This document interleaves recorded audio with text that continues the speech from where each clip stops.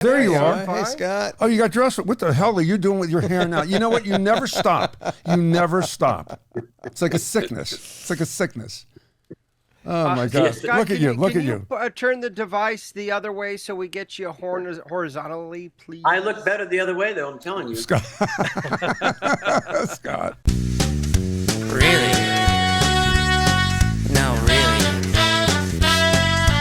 Really? No, really? Really?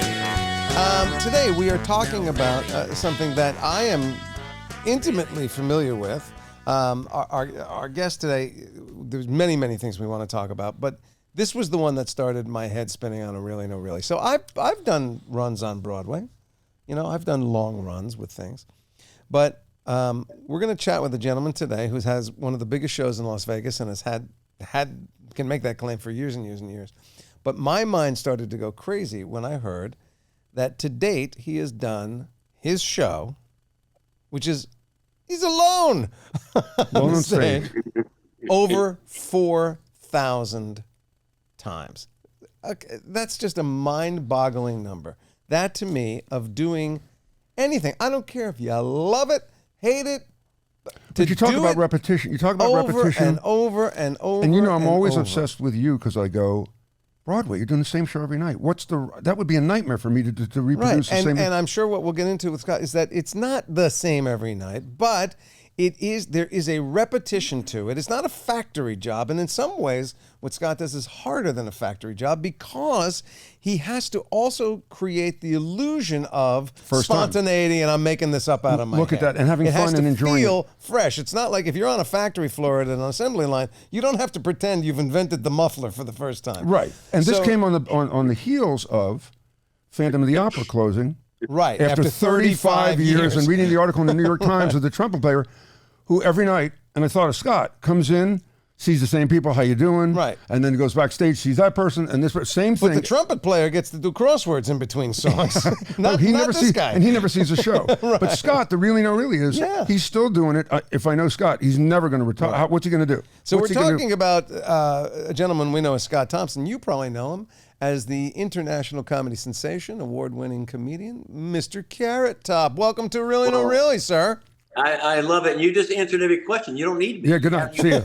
Well, we know what it's like talking to you, so we figured, what's he going to get? I'm right here. Ask me. And by the way, what's with the Marcel white face? You're like white face on the nose. You did like you fellas. You said I'm going to do white face, but only to the nose. That's lighting. That's not. No, that's it looks lighting. like it's never. You never know it's Scott. Look at the eye makeup and the hair. That's not lighting. That's Scott. I swear on my life, and I mean literally on my life, and this is not a joke.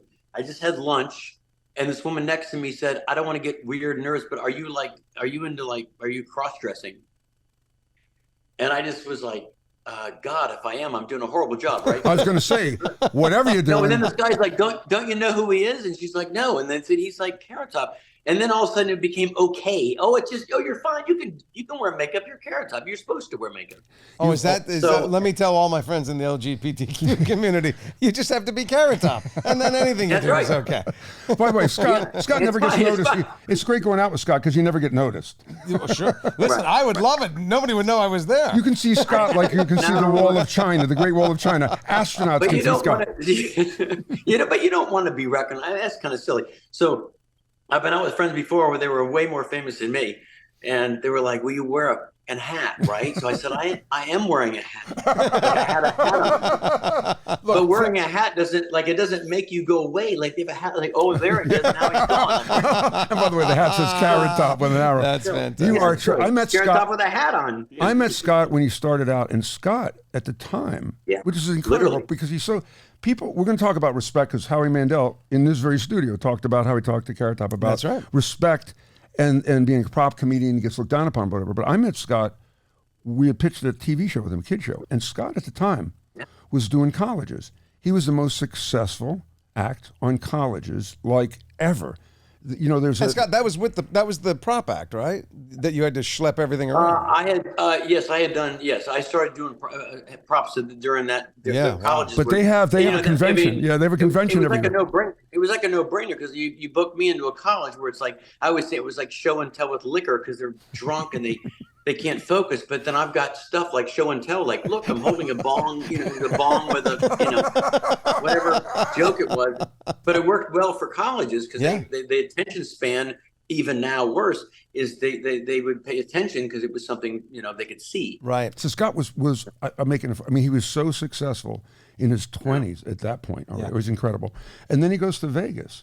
And I know Jason wants, why don't you talk about the respect? We can launch into that for a minute about the prop comedian thing. And that Howie, I never realized, I've worked with Howie a long time too, that it really bugged him that he didn't get the respect of his peers, his fellow comedians. And he said he talked to you about it because you're one of the most successful comedians out there.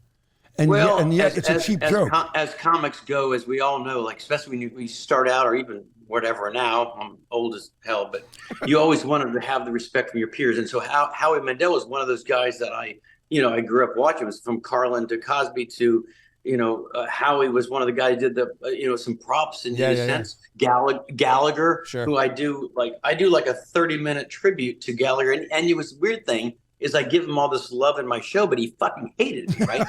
So, but I still by the way, he was an ornery guy. He was not a likable. He was not Gallagher. And at the end they're like, didn't he hate you? I'm like, yes, but I give him like all this love, and so it's weird. But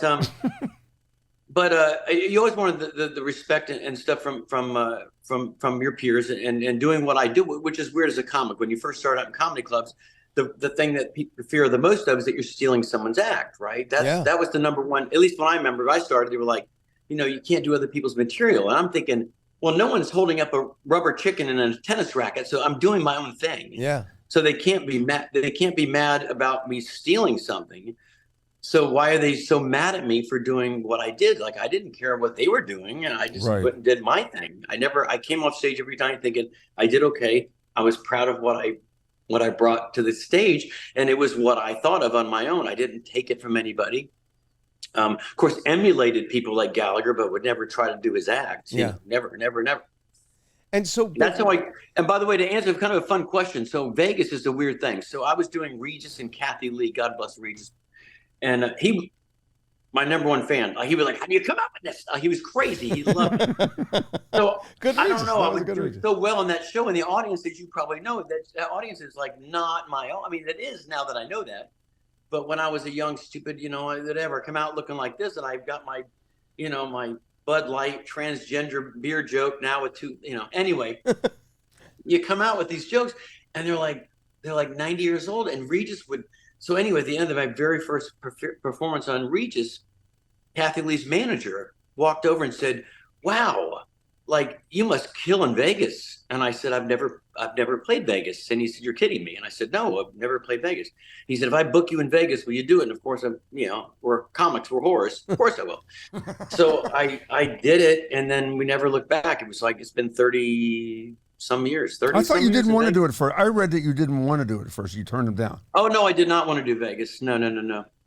I fought it, and it was like, as you said earlier in the monologue about a desk job, and I kept feeling it's going to be a desk job. It's like I'm going to the same theater, and it's like I'm a road guy, I'm on a bus, and I'm like, I like the road, and I'm a rock and roll guy, and so I took the deal and did it for a year, and it was horrible. It was the worst year of my life. And I don't know if it was just because I was so young and I didn't know how to do Vegas, or I didn't know how to figure out. I still don't know what I'm doing, but I finally figured out like the Vegas thing was such a different thing. And it finally one day clicked, and it just, I would never trade it for the world. Yeah. And you just moved to a bigger theater too. Oh no, same theater, same thing. It's funny, every time I see Jay Leno, he's like, every time I see Jay Leno, he goes, "Hey, you think I comments in Vegas?" And I go, how's yours? How's this? And I say, good. And he says, and how big is the room again? And I always say, it's like $5,000. 5,000, there's a lot of seats. And I go, Jay, it's 500. He goes, oh yeah. But I get him every time with the same, Jay. We saw you. We did a live show in Vegas at the Planet Hollywood, and we shared the stage with Holly Madison, and you came to see. And that dressing room that night, it's you, it's Holly Madison. It looked like if Hollywood Squares was on drugs. It was the weirdest group of people. Strange. But you were very sweet to come say hi. And they were on drugs, by the way. But Scott, I really want to do. I want to really get into this with you for a second. We don't have to harp on it, but so I tried my hand at a sort of stand-up comedy. I was playing a character, and doing a sort of a scripted show in the guise of a comedy show. And we did it in Vegas, and I did a 8-week run, I believe. And I, like you said, of your first year in Vegas, I hated every minute of it. I didn't like doing the show. I didn't like living the lifestyle. I didn't like any of it. And unlike what I do in the theater, I went into acting in theater because of the community that I would step into every time. There's like a group of actors and musicians, and they become family. But when and I asked Jerry about this years ago too, when you step out, it's you in the audience, but it's you. You're a company of one. And I know the show has changed over the years. I know you put new stuff in and out, but the act of getting to the theater, prepping for your show, getting in front of that audience all by yourself, dealing with that audience, dealing with the meet and greets and all that stuff, day in and day out, over 4,000 times, does that not take a mental, emotional toll on you? Because I couldn't do it. I'd be out. Well, probably. I have people dress me though, so that's nice. But they lift you and actually drop you in clothes? No, I pick out everything myself. No, what's really weird, and that you bring up, Jason. Your question is brilliant, because that was the thing that I didn't want to do when they asked me to do it 23 years ago. I said, I don't want that I don't want that exact thing what you just mentioned. Yeah. And then when I started getting into it, I finally got into the rhythm. Now it's kind of, I don't know how to describe it, but it's weird. And the shows are at night, so you kind of have to, your whole day is around getting ready for your show. So, hey, let's do some blow. And no, I can't I'm going to do a show tonight. So, So I would, you wait all day, and then you get there at 5:30 and you get ready, and you meet and greet, and then you get your thing, and then you put a new I try to do one joke a night. I don't care if it's either visual or it's a stand-up or it's one thing each night, whether it bombs or does great. It's just it's just something I have to do for myself to kind of, and then it evolves, it works, it's great. But then the music comes on, the thing, and you're getting dressed. I always make a joke. I got to go turn into Carrot Top, put on my stupid stripes and polka dots and shit. And then I get ready and I go out. It's a new, different night. I don't know. Every night is a different night. I love that, but it took me a long time to get to that comfort zone, because you're right. It's just a strange job, It is a strange job. Fun, and it's also fun to see how one night the same joke will work one night, and the next night no one gets the joke. So, I don't know. And I said there's a hotel called the Jockey Club, and it's a brand new joke. No one's laughed since I've done it. I've done it like a week and a half. Yeah. So I said, my favorite hotel is the Jockey Club. Now a picture of the Jockey Club comes up, right? And I said, I always wonder what the showers look like. And there's a picture of a shower, and of course the nozzle comes down, at the bottom. There's a jockey. Nothing. No, nothing. And I go, they're short. We just had the Kentucky Derby. This joke should kill.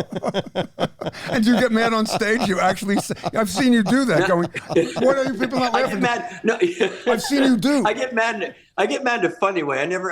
Right. I never go.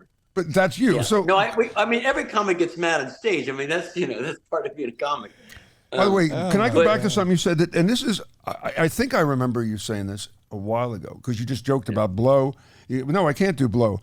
I remember when you first buffed up, and everybody was shocked, because we remember Scott looking one way, and the next time he's Arnold Schwarzenegger, and you go, oh my God. And I said to you, Scott, first of all, and I don't know if you remember this, I was there for a country thing, and Reba McEntire, it was a small meet and greet, and Reba McEntire's in the room on a small stage, and there are like 35 people, and Scott comes up to me and goes, Peter, look, if I put my hair like this, I look like Reba. Introduce me to her. And I went, are you out of your mind? I'm not introducing you to Reba McEntire. She'll kill me. But I said to you, Scott. Yeah, kill. What's with I used it on the red carpet all night. I know you did, but Reba looks great. She's in good shape. Yeah. But you buffed up, and I said, Scott, what are you doing? And I think what you said to me was, if you're in Vegas, you can do a couple of things. You can do drugs. You can lose your money gambling. There's so many vices here that I decided to do this.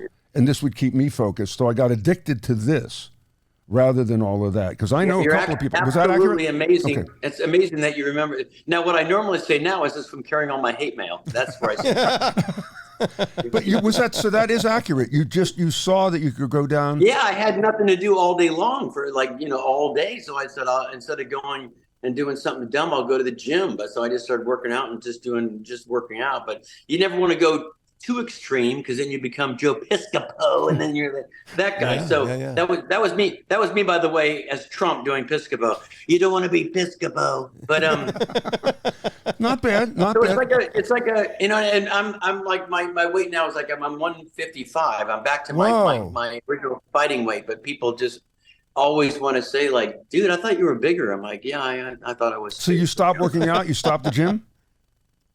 Oh, I still work out, but I'm not extreme. I just do it to just You're not just trying to build size anymore. So, and what do you do? I'm just trying to stay. I'm 58. I'm just trying to stay fit and not die in stage. I don't think of you as 50. Not that that's old, but I never think of you as 58. I think of you as like eternally 30. I know. Look at me. Wow, the pores are clean though. You know what I love that makes me laugh, Jason? Look at this. Back up a little. I like your screen there. It's a good screen. Scott, back up a little. Why do you have a picture of, is it Johnny Depp coming out of the water? What is that? It's actually Johnny Depp coming out of my pool right now. Yeah. What? Who has that on the wall in the kitchen? I don't know. It's some guy. There is a guy I don't know. You are too much, man. Your place. I can't even imagine what the rest of your place looks like. You know. I can take you on a tour. Oh, let's see. Will you? Let's see. We're character. Yeah. You really want to do that? I don't care. Now, your mother. Did you make your bed? I might have. Oh, let's take a tour. Here we go. And for people listening, audio, we'll do the audio version of the tour. Go ahead. I live on a lake. It's really pretty. Do you really want to take a tour? Why not? I'd love to see how you. I can't imagine how you live. In Vegas, I have all my. I'm not sure if I have much of my office has got all my comedy stuff. Notice, Jason, we're not moving. He keeps saying the tour, but we're not moving. No, there's a prep before the tour. I don't think he wants to take it. I think he's now calibrating. I know him well enough. He's calibrating. Oh, did I leave that out? Am I calibrating? Did I leave that out? Oh, do I want them to see that? No, you're fine. He means calibrating in your mind. Yeah. Oh, and my brain. Okay, yeah. Okay, thank you. He thinks you're running the list. You're stalling by going, I can't go in there. That's where the dead body is. And I can't go in there because it's that. And we're not going anywhere. We're going to be staying in the kitchen. Because so far we haven't moved. That's what I was doing. I'm like, well, it felt like a good idea until we went that way. Yeah, right. I don't think I flushed this morning. This is so everybody listening right now. It's like going through your phone. Don't flip left. Don't flip left. Everybody listening right now at home, we're not going on a tour. No, we're still standing in the same right. We might go on a tour. We might go on a tour.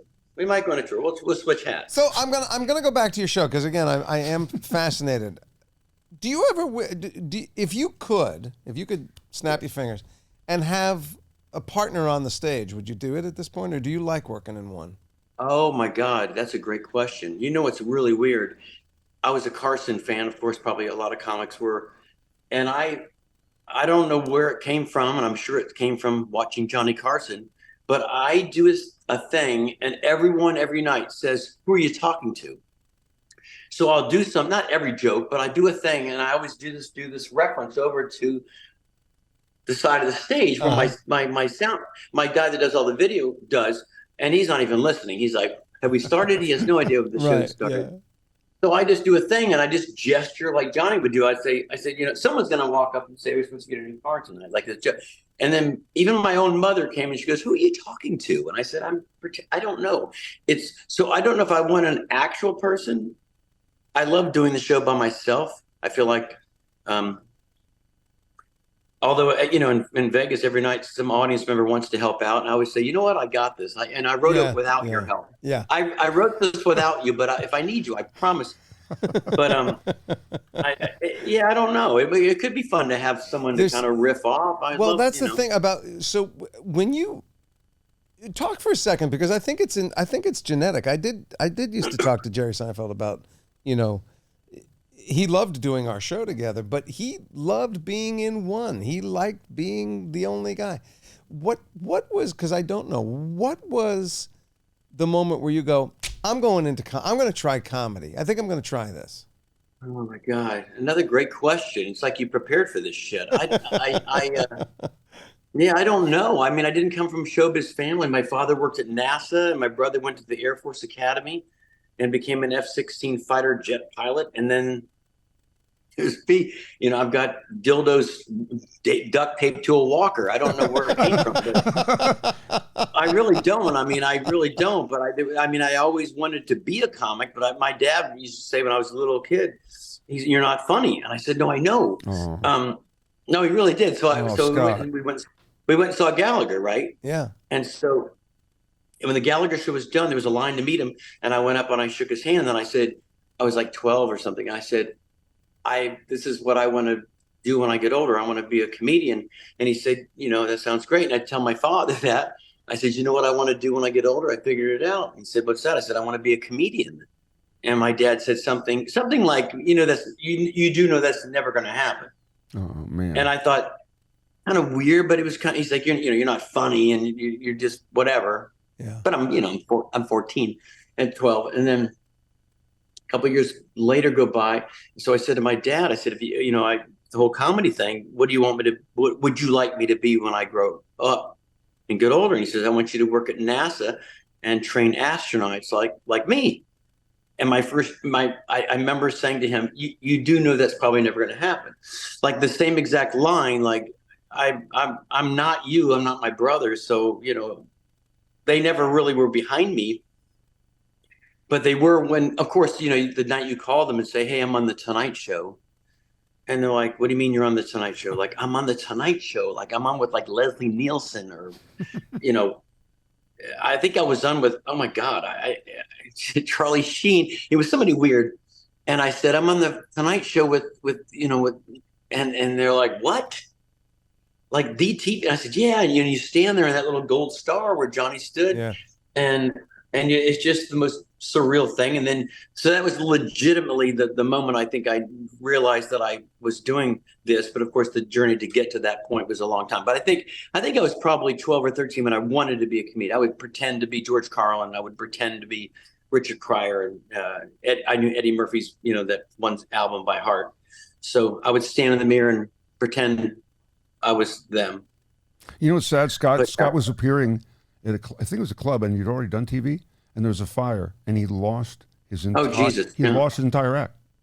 Oh, in a fire, really? How weird! Now, how weird is this, right? So it could be any comic in the world. I mean, literally, besides, just think of another variety guy, whatever, any comic, and there's a fire, and the whole comedy club burns down. It's the #1 comedy club in the South, and it's, I don't even think about this. So they come to get me. And he said, the club burned down. And all I could think of was like, Bruce, oh my God, it was the best comedy club. So I'm like, oh no, Bruce. And he's like, dude, your act. And it didn't hit me until, my act's in there. Like the Crime Watch sign that I stole, like all these things that I could never, like, I didn't even know what I had in my act. And I was like, and I was booked on the Tonight Show that Monday. It happened on a Friday. So of course, they called Jay, and Jay's like, "Hey, something I can't happen. The club burned down." So of course, when I went back, I had fire detective in each trunk lid and smoke machine. It was funny, but it was a surreal moment, of all comics. By the way, they did find Rip Taylor's matches there. That bastard, and he never paid for that. But the cool thing there is, didn't you pull it together with all these guys who reproduced all the comics everything? all the comics that hated me came back and helped me. It was a beautiful moment. Like literally every comic that were just, isn't that sweet? Doug. Yeah, they all came back and said, "What do you need?" I said, "Well, start. I need a thing. I need to steal a Crime Watch sign.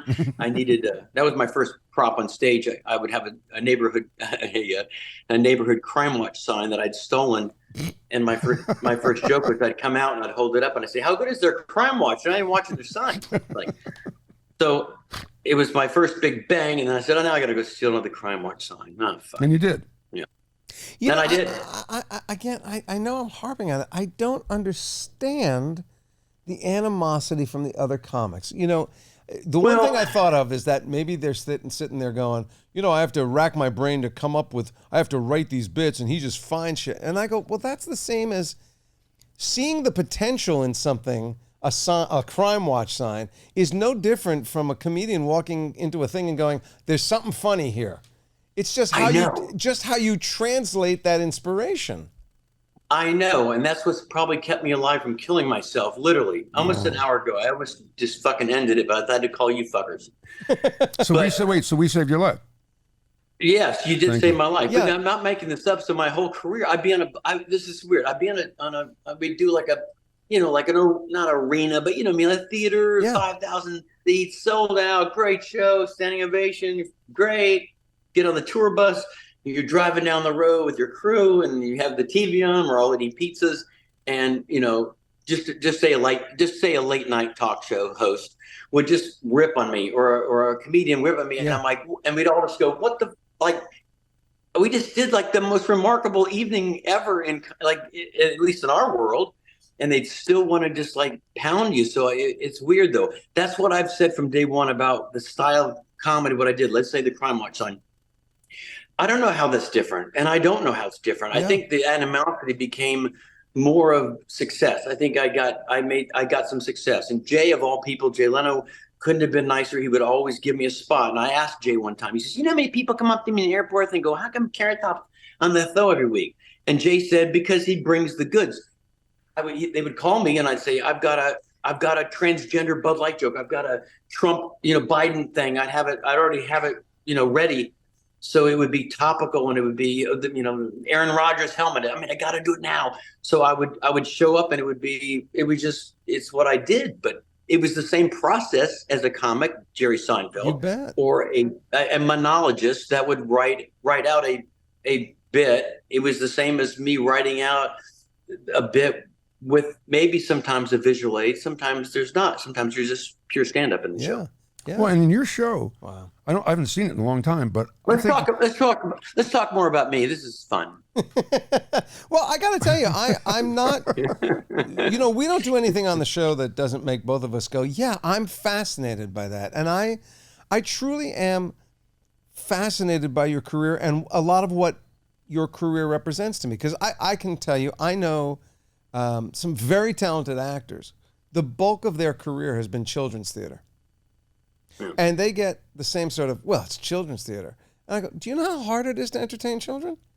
Do you know how hard it is to hold their attention, to engage them in something? You need the same skills that any fine dramatic or comedic actor needs. And by the way, they're an audience. And if you want an audience, Mr. Broadway, you better start showing these kids that there's something for them when they go to a theater. So this is an important part of our business, and yet those actors get no love. They're thought of as being skillless and hacks. And it has always bothered me, especially with someone like you, and I'm not just being sweet. You are an immensely talented and original guy. You are an original thinker.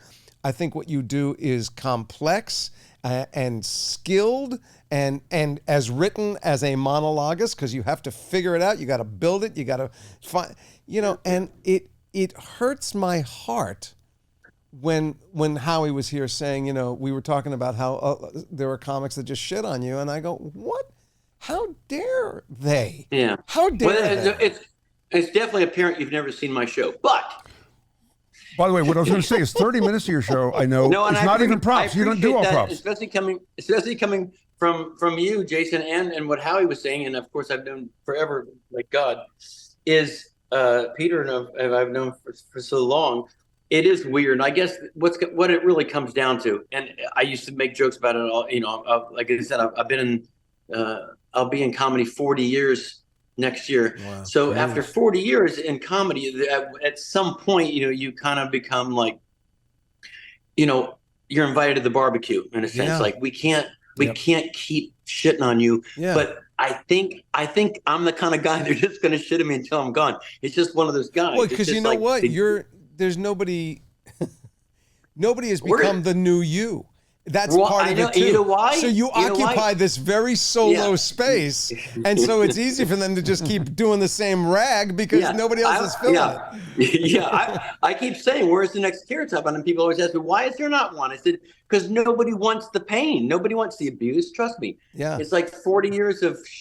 But the weird thing is, and I mean this from the bottom of my heart, I don't really listen to that anymore. When I was younger, I did, and it bothered me more. Now I kind of just do my thing, and I have of course I have to have love because I wouldn't still be doing this. So the amount of people that love me and do what I do, and the art the craft of the art style that I've come up with are fans. You're always going to have the naysay, and that's just part of anything. I know people that hate U2. I know people that hate the Rolling Stones, and I'm already fucking high, but they do. So it's like, you probably know. I mean, people like this. Like I can't stand the Rolling Stones, and I'm like, okay, I don't know how that's possible, but so there's people that will never. I have a Netflix special, let's say, for an hour, and I fucking kill it. There's still going to be people that go. Yeah, but Scott, that's because nothing's neutral there. If it was neutral, nobody would care. Once you cut through, man, somebody's going to hate it, somebody's going to love it. But your act, what I was going to say is, 30 minutes of your act or more used to not be with any props too, right? Yeah, Well, that's the new show is actually there's a lot where people actually been commenting on that. They're like, I saw your show and you don't do that much props anymore. I'm like, well, I still do prop, but I've been having fun doing a little more stand up just for myself, not for any purpose of. Not to prove anything. It's just a purpose of just for myself. It's fun to tell a story. Isn't that real funny that they're coming out and not complaining? He's not doing props. What the hell's with the... I went to see props. I came to see friggin' props. He's not doing props. The hell is that? And by the way, children's theater, Howie Mandel, when he was doing live shows for Bobby's World, the first thing he told me that the experts told him when you do a show for kids is start the show with a loud noise. I'll never forget this. And Howie said, why do I have to start the show with a loud noise? And he said, to make sure that your audience is all facing the right direction. Oh, that's great. Isn't that great? That's so great. Yeah. Scott, listen. I love this. Howie has another one that made me laugh, and I don't know why. It's just one of his things that I always remember. He says he gets on an elevator, he's on an elevator in Atlantic City or Vegas, let's say. He's by himself in the elevator, and the doors open, and these people get on, and they said, Are you Howie Mandel? And he says, yes. And he says, how come you're not smiling? And he thought, what the fuck? How weird would that be? He says, the door's open. He's like, and it's so dumb. And he's right. It's like, people always ask me, are you okay? And I'm like, yeah. They're like, you seem sad. I'm like, I'm having lunch by myself. I'm not sad. I'm having a great time. I was having more fun until you fucking talked to me. I was doing You're fine. also, are you still shy? You used to be very shy. Shy? Shy. Yeah, I'm very shy. Yeah. You didn't sell it. No, no, it's true. I know what he is. I know more comics that are actually, and I myself am, left to my own devices. I'm more of an introvert than I would appear to be. I think most are, and I don't think it's a matter of trying to be. I think you just are. Your brain's always thinking about other shit. Like, I don't know, you're trying to think outside of a normal person. So they're all doing shots, and you're just sitting there by yourself thinking, there's something I could put in the show about this. Yeah, right.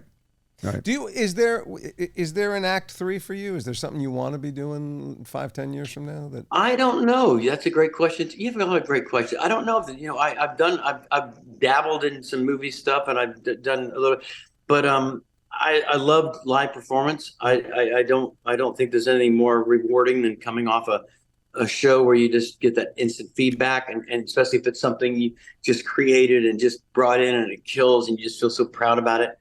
But there's always, I guess, you never know. There might be something. I just did a film where I get killed. It's kind of fun. I'd never been killed in a movie, so I play this clown, and they beat the shit out of me until I die. But I had to make it funny because I'm just covered in blood, and they're beating me to pulp. So the director, I'm going to die, and I finally look up at the director, and I said, should he because I had these pearls on. I said, I should be wearing pearls, right? And he's like, fuck. I said, well, I'm a clown. I'm fucking, but I'm not Carrot Top. I'm just this guy. Yeah. I said, how about the last line is he's pulling on my pearls. And I'm like, not my grandma's pearls. So it ended on a big laugh. But I mean, then he kills me. I mean, he just literally kills me. And then like 2 days later, my cousin sends me my grandmother's pearls. And I'm like, what the fuck? And she's like, what? I'm like, I just did a movie and a joke about grandma's pearls, and you just sent me my grandmother's. Yeah, put it out there, man. I've always wanted to do. No, it's fun. I don't know if there's a chapter 3. Fuck, I don't know. Maybe porn. Yeah. Okay. All right. That's always good. Especially good for the elderly. I like that. Good, yeah. No, I always thought AARP porn. It's a huge thing. Talking about death scenes, I've always wanted to do. I've really always wanted to do this. A really great dramatic scene.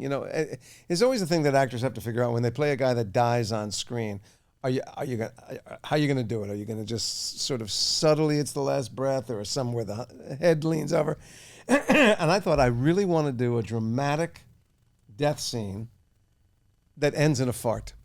That was great. my last dying gesture, because that does happen. Trust me. No, that probably does. Yeah, I mean bowels and bladders let loose. You know what you'll never hear for that? What? And accepting the Oscar. Yeah, you that's say great. that now. But I think that the fart undercuts whatever dramatic death you have. that's the idea. I get it. In drama, I think there that's is really always brilliant. comedy, and in comedy, there's always a drama. How about a fart kills No, you? that's a great ending. You're like, oh.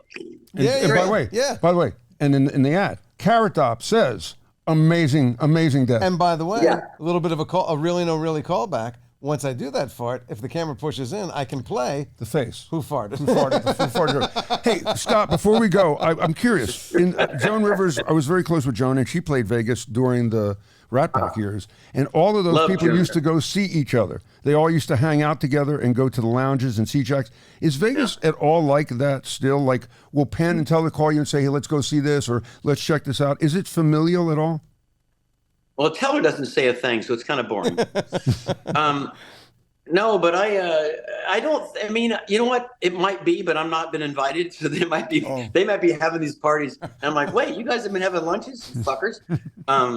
But I don't think so. I mean, I don't like it think used so to either. be. You know, having hung out with Penn and Teller a little bit, It doesn't feel they go home. I mean, you Yeah, know, well, I was just gonna say, I go home. I'm watching Sports Center or watching thing, and then, I'm not. I No, think they may have somebody come backstage. Like when I go backstage and we hang for half an hour, but then we don't go out. You know, then we go I just home. wonder. I like to figure that world still exists. That you're with Beyonce and this one and that one, going to see other shows. You know. No, I think going like my backstage. You're very. By the way, both of you are welcome to come, but not for 30 minutes. Love to have you come back and say hi and hang out. But that's more of like what I do. We have a little bar back there and we have drinks and then I go home. I don't. Yeah, that's not like I'm meeting Celine Dion for sushi or something.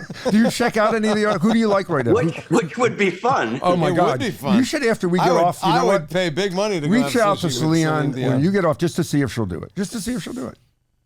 I said now Celine Dion is now Celine Dioff. She's retired. So Oh, okay. Yeah, well, All right, she's all right. battling some tough thing there. Yeah, she's got yeah, some- she's going through something with her. Is it voice? Or Yeah. It affects her voice, but it's I don't know much about it. It's called stiff body syndrome, and so her muscles seize up, and it does affect her voice as well. Yeah, And at the moment she's she can't do anything. one of my. I've met her many times. She's So extraordinary. very, very sweet woman, and Yeah. man. So anybody there you love that you went to see that blew you away? Yeah. I mean, of course, you see all the big ones. You see the Elton Johns and the Stones, and I miss Amazing Jonathan. I thought he was man. brilliant. Yeah. Oh, we comic. loved it. We saw Oh, that. God, is he great? He was a one of a kind again. Like Yeah. there was no other person that was Amazing Jonathan.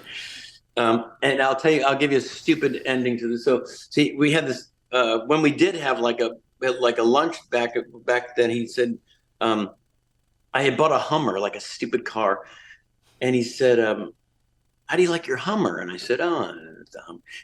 I just bought one. You want to see mine? Now he's playing it straight as he can be, right? So I said, all right, well, we'll walk out to go see your Hummer. So we walk all out the restaurant, all the way in the parking lot, way the fucking other side of the world. And he's got his friend sitting on a curb going, Now, the funniest thing about that is he set this fucking thing You up. had to set it up, yeah. Right, he had to set it up That before guy had the to lunch. wait. Before the lunch, That guy set had it to up. wait for a half hour. Right. I got him. He's coming. Oh my That was- God, That was brilliant because he had to wait. If you don't know the Amazing Jonathan, I got to tell you, the first time we ever saw him, he would put a sheet over his assistant's head, his wife's head, and he would hold up an item which she couldn't see, and she would have to guess what it was. Right.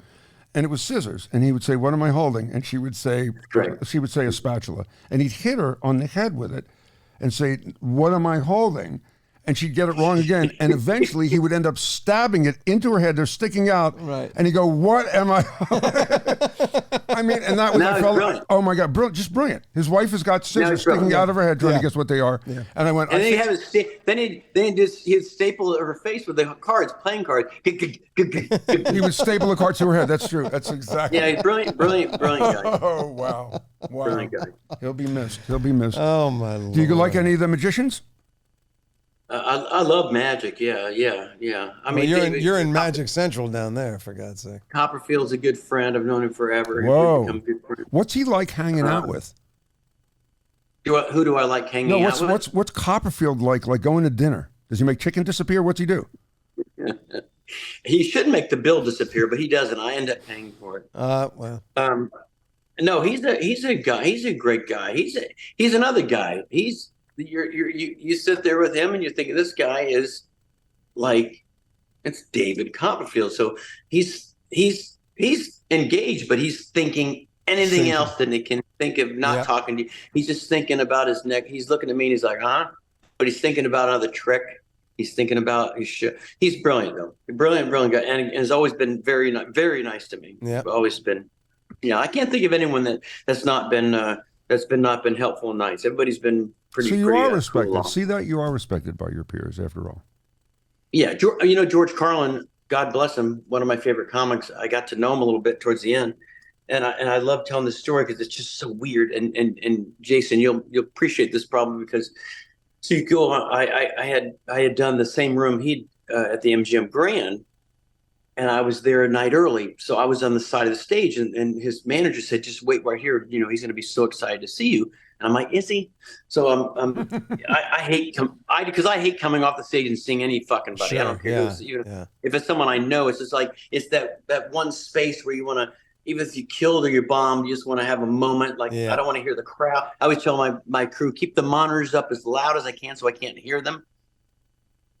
So he comes off stage. Not a great, he was pissed, like really pissed. He said to the crowd, you know what? He said something like, next time you're in Vegas and I can't go to see that or can't get to the buffet, let's go see Carlin. Don't ever fucking come to see me or whatever, right? It came off and I'm like, oh God, I got to hide. I got to get out of here. Because now I know he doesn't want to see me. So I'm like trying to hide behind the curtain and he sees me and he's like, hey, I said, hey, George, how much of the show did you see? I said, I saw the whole thing. It was the whole thing. He's like, what do you mean the whole thing? I said, it was great. That means you didn't see the whole thing. I said, no, I saw the whole thing. It was great. And he said, well, that's a bunch of shit. But anyway, when do you start? I said, I start tomorrow. And I just love this. He says, and this is weird. He says, when do you start? And I said, tomorrow. He says, how many shows you do? And I said, I do one every night, but I do 2 on Saturday. He says, why do you do 2 but he's in my face. Like, why do you do 2 on Saturday? And I said, my manager has a car payment, right? Just being dumb. And he says, no, seriously, why do you do two? Why do you do 2 on a Saturday? Why just 1? And I said, again, as a joke, I said, well, it's great because I get a second shot at it. If I fuck up one, maybe I'll do better in the second show. And he literally got as close as he could to my face, literally nose to nose. And he said, never fucking ever give the audience the upper hand. You do what you do and you're fucking do what you do great. Fuck them. Never, ever, ever think that the audience deserves, you do your performance. They didn't get it. Fuck them. And it was like advice, I guess. And he walked into his dressing room and I said to Jerry, his manager, I said, well, that went well. Should I hang out? And he said, yeah, actually, you need to hang out because he loves you. He wouldn't have said that. He would have walked right by you. Yeah. And sure as 5 seconds later, he said, come in my dressing room. And I went there and we didn't talk about comedy at all. He just talked about life. I wanted to know where I was from and, not even really the art process of writing a joke. He did like one of my jokes, which is weird that he knew my act. I'll leave you. I keep saying I'm going to leave you on this, but I'll leave you. Yeah. So it was my favorite prop to this day, probably, that I ever came up with. And then George Carlin came up to me and said he liked it. So I thought, oh, fuck. I mean, George Carlin, I got the blessing. So it was basically like a paper cups and string phone, right? Right. And I had paper cups and the string. And I said, hey, what's going on? I said, they've had this for years. I said, we need to have an updated version of this for kids. So I made an updated version and it had another cup for call waiting that came out of the cup. I said, I got to call you back. And George Carlin's like, it's weird coming from him. He's like, that cup joke, fucking call waiting. How the fuck did you come up with that? And I said, oh no. And then I had 3 cups for conference calling. And anyway, it went on.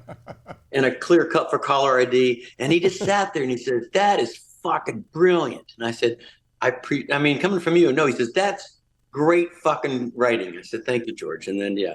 So everything you've told us, you know what? You have, again, you got the respect of your, George Carlin, one of the icons. So guess what? I think you got to rethink. Well, to put it clearly, in fact, that's how I kind of started thinking about it at the end.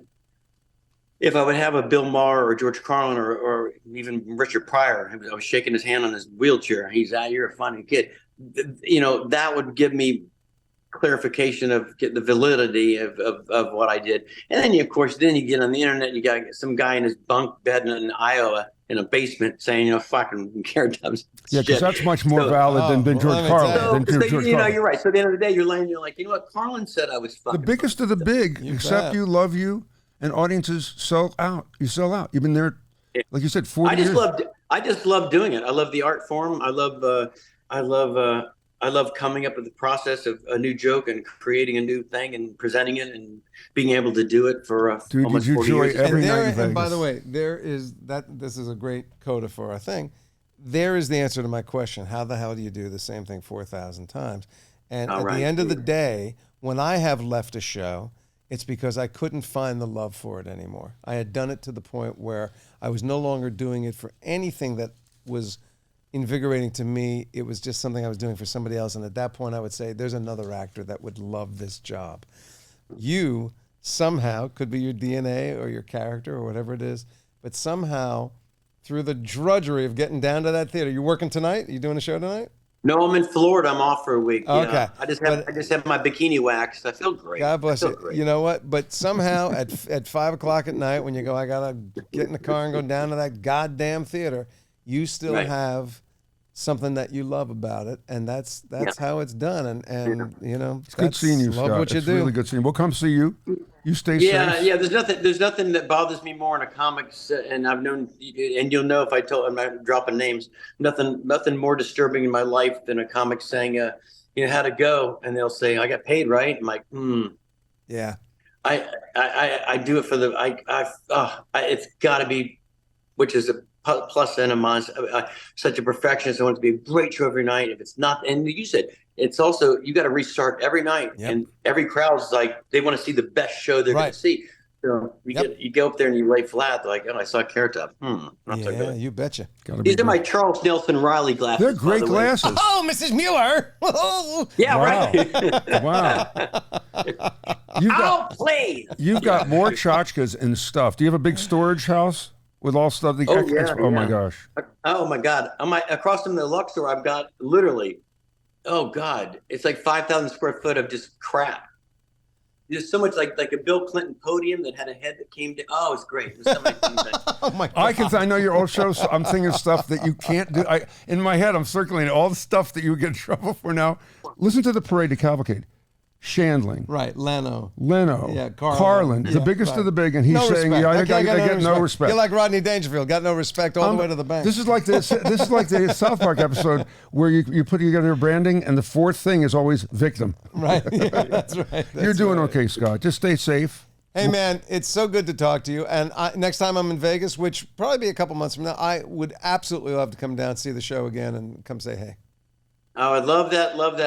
And It's been so long, Peter. We did back in the day, we did your radio show and other things. God, it's been so long ago. Thank you, man. Thanks, Scott. Thanks, guys. Brother. Jason, thank you, guys. Brilliant. Pleasure. Thank you. See you soon. Well. Cheers.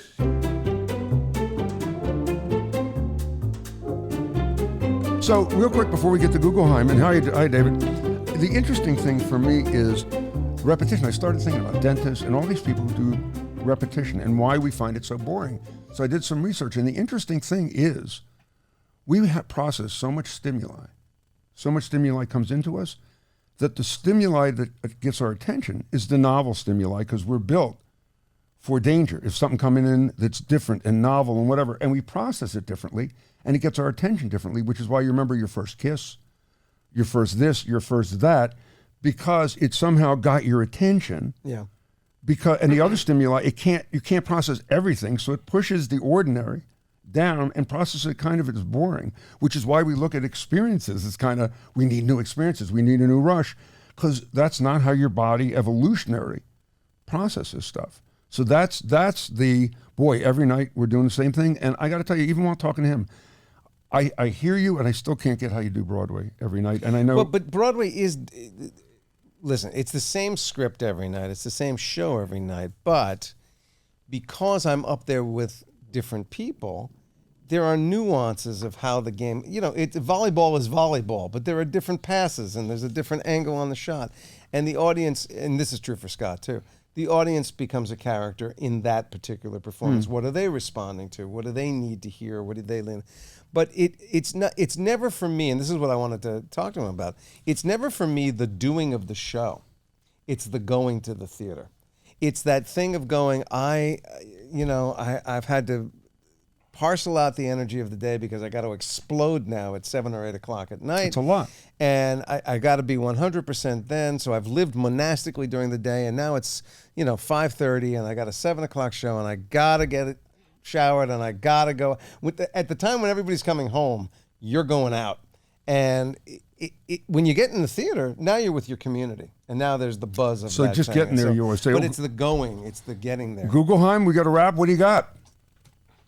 Oh, a lot. I mean, well, some of the things that you were saying, Peter, as far as the repetitive jobs and, what people could do and how long you could do them. And a lot of it has to do, of course, with tech, right? We think that tech is good and robots and AI and all these sorts of things are going to be removing these repetitive jobs from the workforce. But I've compiled a list of some of the repetitive jobs that won't be replaced anytime soon by technology.